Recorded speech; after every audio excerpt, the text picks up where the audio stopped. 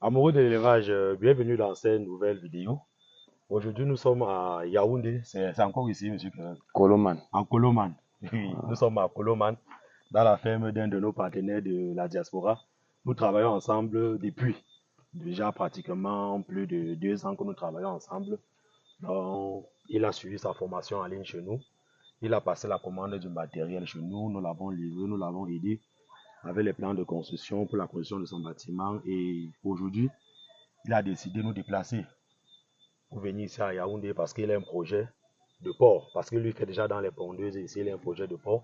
Donc nous sommes venus présentement sur le terrain pour vérifier si le terrain est propice pour donner la localisation du bâtiment. Et au sortir de cette visite, nous allons lui fournir un plan de construction en fonction de son site. Donc nous sommes là présentement avec le responsable du site. C'est lui qui gère le projet ici au pays. Lui, il va se présenter. Bonjour, monsieur Kevin. Bonjour. Ouais, donc il faut vous présenter. Ouais. Vous présentez aussi un peu le projet, ce que vous faites ici. Voilà. Moi, c'est si Kevin, on m'a beaucoup plus la flamme, Baranter la flamme. C'est ça ma page Facebook, Baranter la flamme. Oui. Ici, nous sommes dans un projet, je dirais, purement élevage. Oui. Mais pour le moment, nous sommes spécialisés beaucoup plus dans l'élevage des pondeuses, c'est-à-dire la production des œufs. Oui. Et là, tout à l'heure, vous allez voir, avec un peu, si le temps nous permet, vous allez ancrer pour voir comment sont nos sujets. Pourquoi pas nos œufs? Voilà. Là, je peux vous inviter par la même occasion, si vous me permettez, de passer la commande chez nous en même temps pour les œufs. Voilà.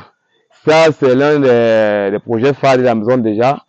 Mais nous sommes déjà en cours de route également pour, comment je vais appeler ça, pour un projet de porcherie. Oui. C'est la raison pour laquelle monsieur à ma droite est là pour nous orienter et puis nous donner quelques idées dans le dit projet.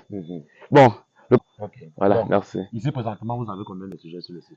Et en ce moment, je dirais que on avait 1500, mais puis que ça fait pas moins de mois, on sort d'une invasion de maladies, on a perdu près de 100 poulets. 100 poulets, donc là, on peut tabler en ce moment sur une marge de 140, de 1400 à 1350. Voilà, en ce moment. Comme vous disiez tantôt, c'est vrai, pendant l'évasion de la maladie, on a eu vraiment une chute de ponte assez terrible. Mais un peu, on parvient à se relever. Par exemple, aujourd'hui, mon collaborateur me fait signe là qu'on a eu près de 42 plateaux. Donc, c'est une nette amélioration. Concrètement, depuis la maladie. On espère atteindre rapidement les crancas qu'on faisait avant l'invention de la maladie.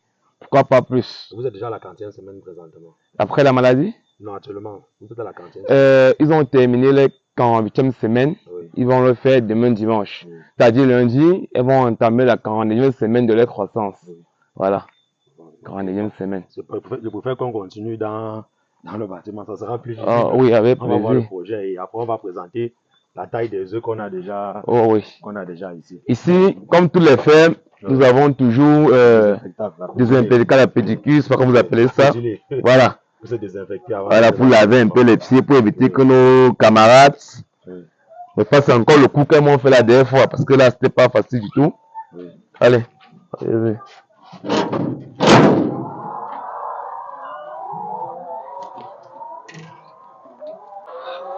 Oui, monsieur Kevin, là, c'est quelle souche? Ça, c'est la souche Neumann. Oui. Et comme je disais tantôt, elles sont à la 49e semaine déjà de croissance, à compter de lundi prochain. Voilà, c'est ça notre colonie. Comme vous dites, elles sont toutes mesures. Quand ils voient les gens comme ça, elles sont fiers. Ça, vous entendez le cri. Ça signifie qu'elles sont là en pleine forme. Contrairement à il y a un mois, comme vous avez ici, c'était un silence de cimetière. Elles ne faisaient pas vraiment, tout s'était couché. Qu'est-ce qui avait causé cette maladie? Je dirais, après les analyses qu'on a faites, c'était une maladie respiratoire. C'est beaucoup plus dur à la poussière qui, vous voyez, et même aussi la litière. La litière commence à être vétus. C'est vrai qu'en ce moment au Cameroun, on a un gros problème de coco. Du coup, on essaie tant bien que mal d'en trouver dans le coin. Voilà. Bon, si tu parles de maladies respiratoires, si je vais apporter quelques petites améliorations, c'est plus généralement au niveau. Le premier problème ici, c'est la ventilation d'abord, on se comprend. Parce qu'au niveau de la ventilation, vous constatez avec moi que les grillages ici là ne sont pas ne sont pas vraiment très appropriés. Ouais. Parce que généralement, on parle des mailles, vous voyez, non? Il faut prendre les mailles moyennes. Donc, s'il y a un projet futur encore de construire notre bâtiment, ou si à la longue vous voulez changer ça, Ouais. c'est mieux de prendre les mailles moyennes, pas les grosses mailles. Oui, Parce je que les vois. grosses mailles doivent encore laisser pénétrer les, Plus d'air non, et les autres. animaux sauvages, ainsi Oui. que autres, on se comprend, non? Mais là, maintenant, quand les mailles sont très petites, comme ce que vous observez, là, vous voyez qu'il y a tellement de, il y a beaucoup de toiles d'araignées, c'est bouché. Ça se bouge facilement. On se comprend, non? Ça se bouge vraiment très facilement. Et là, ça bloque la ventilation et ça empêche vraiment les sujets de bien respirer. Vous voyez que chaque fois, maintenant, vous serez obligé de Nettoyer. nettoyer. Et lorsque vous nettoyez, c'est ça qui va causer pratiquement toujours les maladies. Les infections. Bon, je ne sais pas si la densité c'est normal, hein, parce que quand je regarde la vidéo là, c'est comme si c'est un peu serré. C'est comme vous dites tantôt, c'est l'aération. Oui. Parce que le bâtiment, en fait, c'est initié avec au minéraux, Oui, au il a niveau manqué un papel en au niveau plus. des papels, Voilà, il y a un oui. papel, il y a des papels qui étaient censés. Oui. Ça Donc, fait vous comme avez ça impression. à 2 ou maxi 3. Voilà, C'est c'est là la où les impression parties qu'elles sont serrées Voilà. parce que l'air n'est pas bâtiment est fermé. vraiment. Voilà, Oui, c'est c'est ça. ça le truc. Et vous voyez aussi que le problème aussi avec le bâtiment, c'est que c'est fermé sur Les deux côtés, côtés. et sur les On se côtés. comprend, non? Sur Ouais. les deux côtés. Normalement, avec le problème déjà du niveau de papel qu'on a levé, on aurait dû C'est baisser comme une là-bas. sorte de fenêtre. Non, baisser complètement. Il y a les bâtiments ouverts sur les quatre Sur les quatre côtés. C'est là que ça se comprend bien. Ouais. Ça permet toujours que le bâtiment soit Assez bien aéré. Parce que les poulets pondeuses, comme vous avez confirmé vous-même, ils sont très sensibles au Ouais. stress. Un Ouais. petit stress directement, vous Ouais, pouvez c'est commencer fini, à hein. gagner directement. Donc vous vous trouvez en train de perdre beaucoup d'argent pour rien. Ouais. Et la chance que vous avez corrigé le tir rapidement. Bah Il oui, y a ça. certaines fermes où on se trouve en train de faire 2 semaines sans ponte, 3 semaines, 1 mois, parfois même 1 mois à 2 mois sans ponte, imaginez. Vous voyez que tout le bénéfice, généralement, vous Ouais, vous ça. perdez. Mais apparemment, elles sont des très bonnes pondeuses. Hein. Ouais, c'est bon. Elles se battent. C'est vrai que Oui. on n'a pas encore le résultat escompté cela, Oui, mais je dirais qu'elles se battent. Elles Oui. se battent tant, du mieux qu'elles peuvent. oui. Elles sont quand même affectées aussi, les pondeuses. Voilà. C'est vrai que nous avons un projet futur. Oui, Si le temps nous permet, vous allez voir un bâtiment plus haut oui. où on a un projet de lancer 3000 sujets 3000 à compter de février. Oui, Une autre souche. oui, Pas cette souche, une autre, oui, pour expérimenter d'autres souches également. oui. Voilà, si le temps nous permet, peut-être avec la collaboration, vous allez voir le bâtiment là tout à l'heure. Voilà. Ça, ce sont nos mangeoires adultes. Oui. Parce que vous allez constater, il y a deux types de Il y a mangeoires. 2 types de mangeoires, oui. Il y a les mangeoires de croissance. Oui. Le Ça, mangeoire rouge blanc, là, oui. voilà, rouge blanc, c'est les mangeoires de croissance, c'est les mangeoires de finition. Oui, Nous sommes en train de les changer progressivement parce qu'elles sont là en phase de finition. oui, Déjà, elles sont encore en phase de finition à partir de la 30e semaine. oui, Là, elles commencent à monter dans les finitions. oui. Voilà, c'est ça. Et la difficulté que vous avez eu avec les mangeoires, là, c'était laquelle?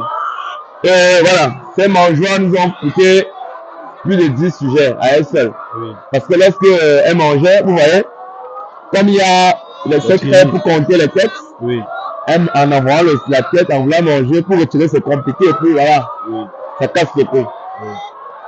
Ça veut dire que là, seulement vous avez laissé le sujet enfermé. Non, le même pas, suivi- non seulement le passé affamé, Oui, non seulement ça les tuait, et on avait une très grande gaspillage d'aliments. oui, Bon, avec ces mangeoires, oui, rien ne se baisse.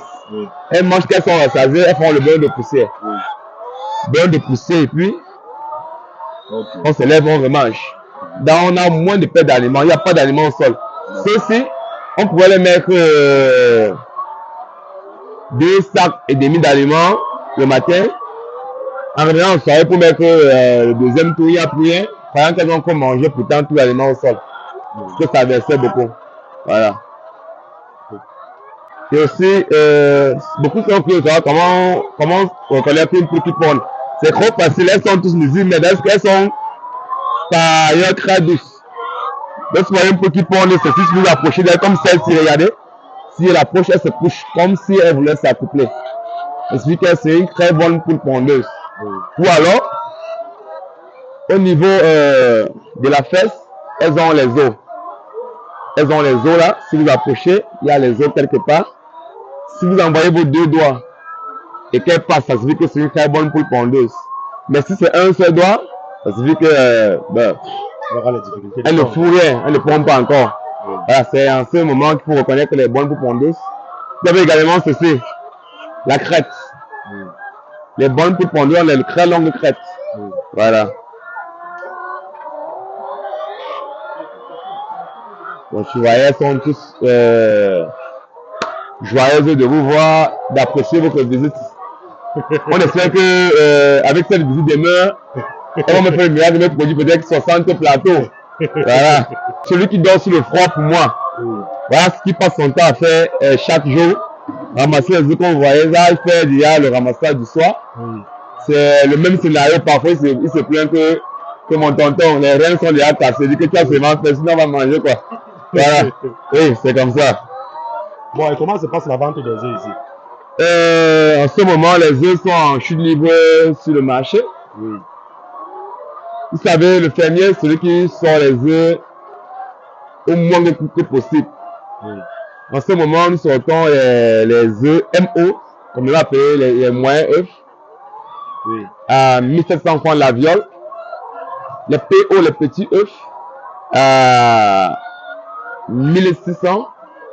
Et les bébés œufs, à 1500. C'est vrai que les miens, bientôt, ils vont arrêter de faire les bébés œufs parce qu'ils sont déjà vieux. Donc, j'aurai uniquement ici chez moi les MO, les PO, pourquoi pas les GO, les gros œufs. Voilà. Et ça se passe comment? Les clients viennent ici chercher?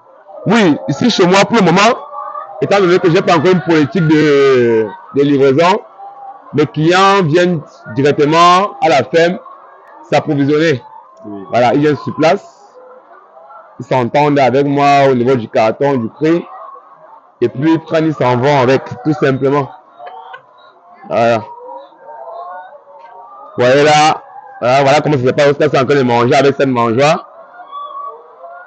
Chacun, cette mangeoire prend en moyenne 15 à 16 têtes. Oui.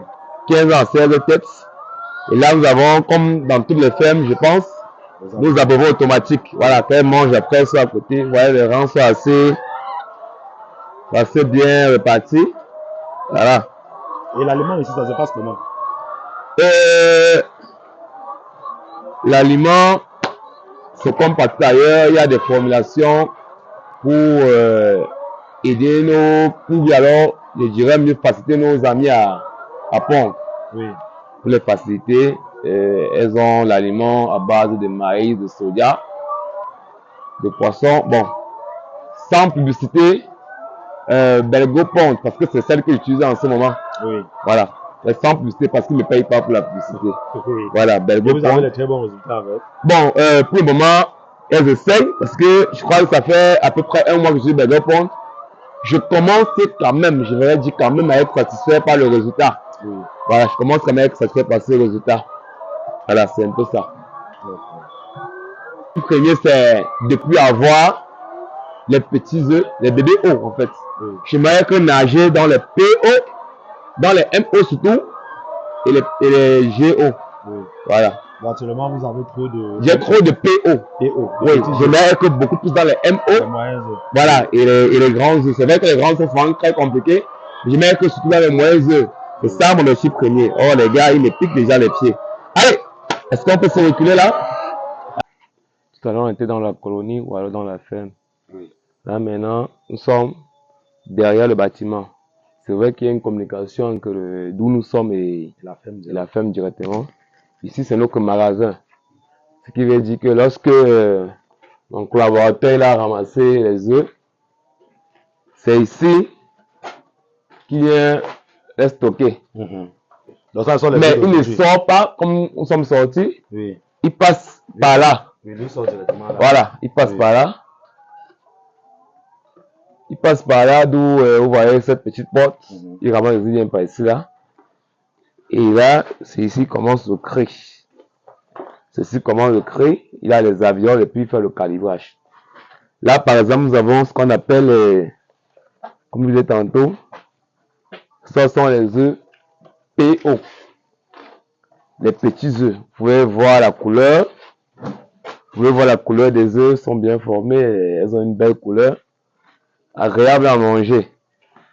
Ça, ce sont les MO. Les PO, je disais tantôt. Les petits œufs.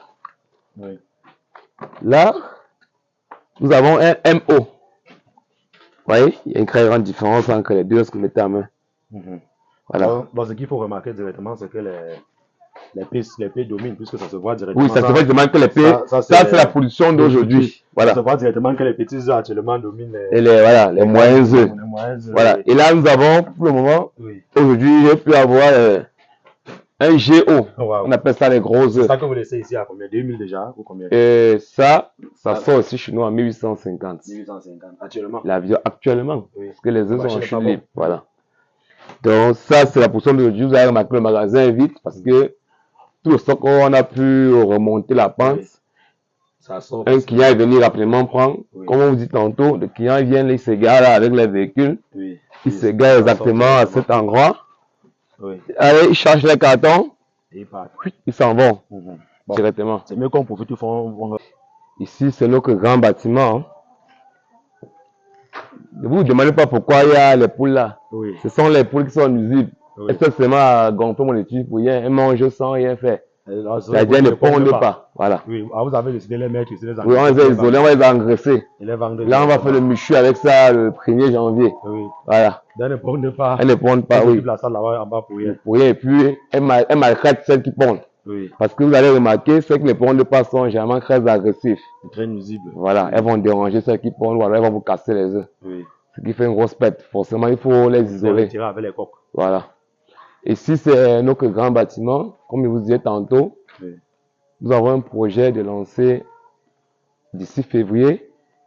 Et ça, par contre, elle a commencé à pont. Ça veut dire que il faut l'enlever. Elle a commencé à pont. Voilà. Elle a commencé à être très gentille. Elle me fait plaisir quand je l'arrête en main comme ça. Elle peut me donner un peu d'argent. Voilà. Ce bâtiment va nous accueillir très prochainement. 3000 souches. Highline Brown. Oui. De souches Highline Brown. C'est avec ça maintenant qu'on va essayer d'exercer. Pour voir aussi comment ça donne. Si elles sont meilleures que celles qu'on a en ce moment.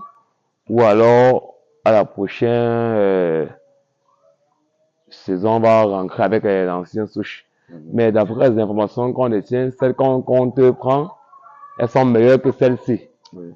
Vous savez, les papiers souvent bien, mais c'est la pratique qui est importante.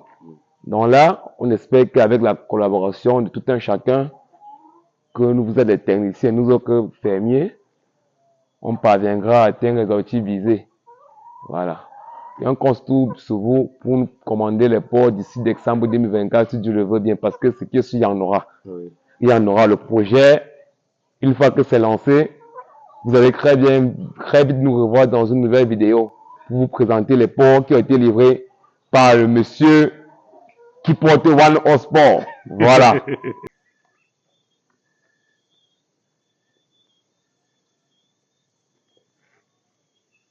Et aussi ceux qui veulent se lancer dans cette activité, parce que, comme on a constaté lorsqu'on travaillait, que présentement, il y a une très grosse difficulté au niveau du château.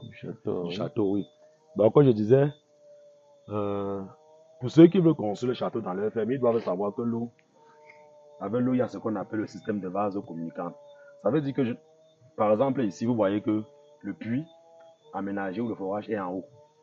Et le technicien, lui, est venu plutôt en bas. Faire le château. Ce qui est déjà une très grave erreur. Parce que normalement, lorsque tu vas vouloir faire ton château, il va falloir que tu cherches la partie qui est un peu haute. La partie la plus haute de la zone.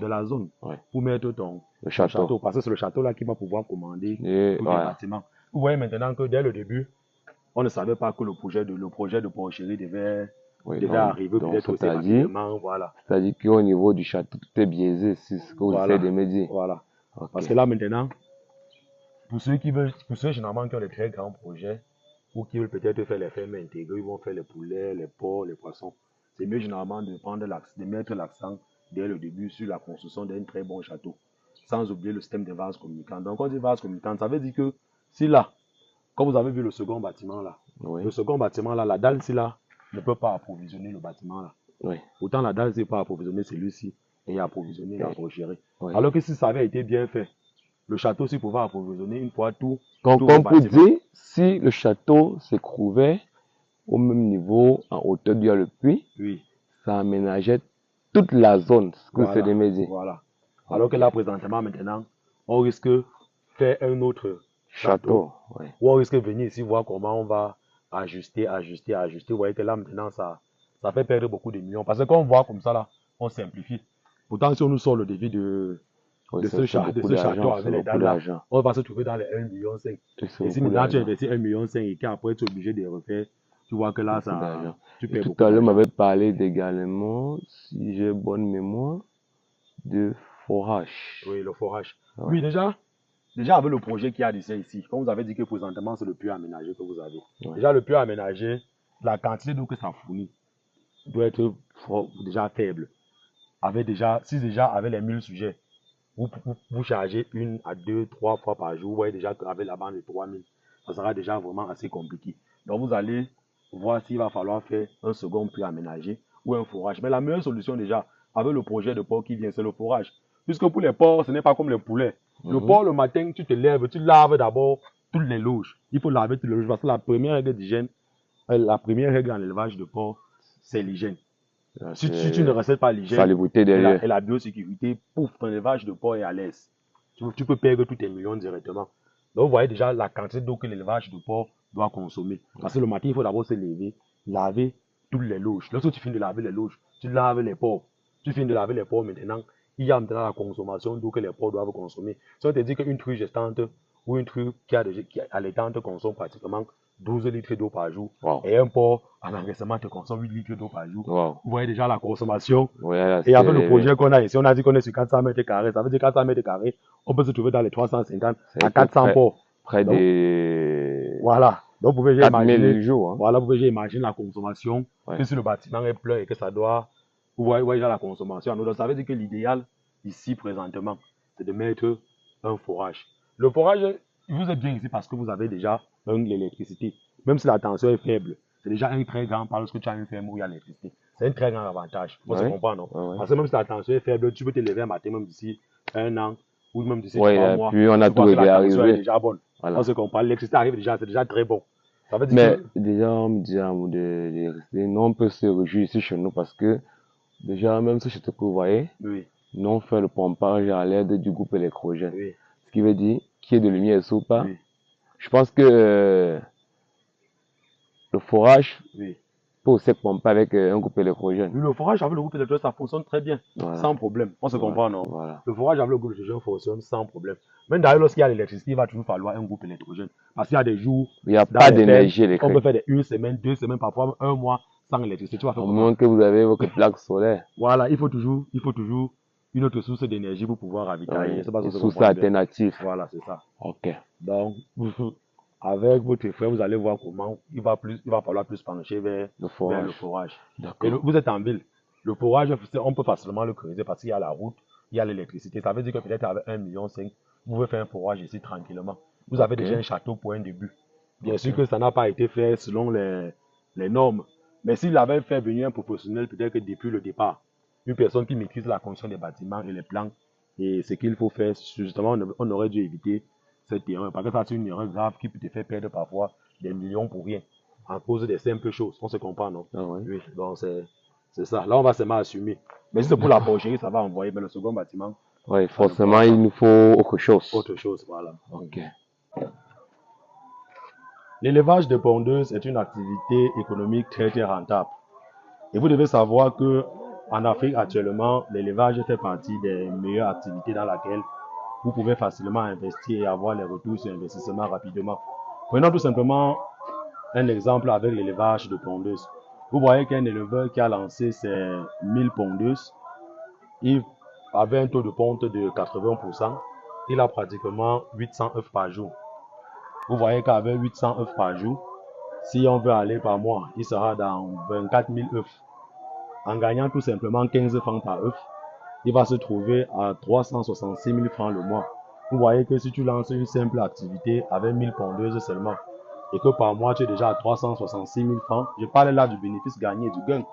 Vous voyez que c'est déjà très bien pour un jeune Camerounais ou pour un jeune Africain. Donc c'est pour cette raison que nous conseillons vraiment ceux de la diaspora et ceux qui veulent se lancer dans cette activité de se lancer. Et vous devez aussi savoir qu'avec l'élevage de pondeuses, comme vous avez constaté ici, les œufs ne manquent pas de preneurs. Il est bien vrai que parfois le prix varie un peu, mais le plus gros avantage ici, c'est que lorsque vous produisez et que vous mettez les bons moyens en place pour vendre vos œufs, vous ne pouvez jamais manquer de preneurs. Donc, nous vous conseillons vivement de vous lancer dans cette activité. Et avec l'élevage de pondeuses, une fois que vous avez fini avec le bénéfice des œufs, n'oubliez pas que vous avez aussi le bénéfice au niveau de la vente des poulets. Vous voyez que si vous avez lancé 1000 poulets et que vous vendez, vous gagnez ne serait-ce que 900 francs par poule. Vous voyez que ça vous fait encore un très grand bénéfice. Sans oublier aussi la fiente. La fiente en élevage poulet de chair, en élevage pondeuse qui est très très coûteuse. Vous voyez que ici, un sac de fiente revient pratiquement à 3000 francs. Voilà un bénéfice. Avec une bande de 1000 poulets, vous pouvez facilement, ou en fin de bande de 2 ans, retirer 200 sacs de fiente. Donc vous pouvez déjà calculer, vous allez voir que avec une bande de 1000 sujets seulement, vous pouvez faire un bénéfice de plus de 7,5 millions en fin de cycle. Imaginons maintenant pour un producteur qui a lancé 5 000, 10 000, 20 000, 30 000 œufs, 30 000 pondeuses en fonction de ses moyens. Donc pour ceux qui veulent se lancer dans cette activité et qui ont besoin d'un accompagnement, d'un business plan déjà bien détaillé, n'hésitez surtout pas à nous contacter. Nous allons vous accompagner dans votre projet.